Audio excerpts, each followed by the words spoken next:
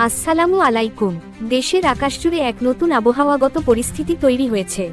বঙ্গোপসাগর থেকে উঠে আসা শক্তিশালী একটি বৃষ্টি বলয় ইতিমধ্যেই বাংলাদেশ এবং পশ্চিমবঙ্গের দিকে প্রবেশ করেছে।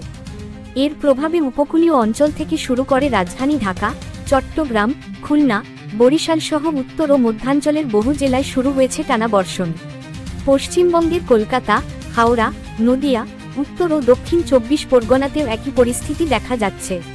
আবহাওয়া অধিদপ্তর জানিয়েছে, এই বৃষ্টি বলয় আগামী ৩ থেকে ৪ দিন পর্যন্ত সক্রিয় থাকতে পারে।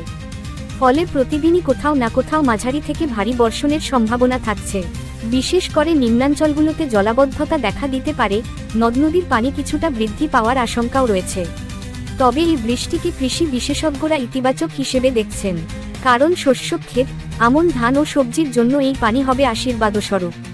একই সঙ্গে প্রচণ্ড গরম এবং দীর্ঘদিনের খরার পরিস্থিতি অনেকটাই কমে আসবে।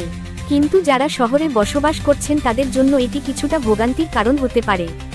রাজধানীসহ বড় শহরগুলোতে জলাবদ্ধতা, যানজট এবং বিদ্যুৎ বিভ্রাটের মতো সমস্যার সম্মুখীন হতে পারে।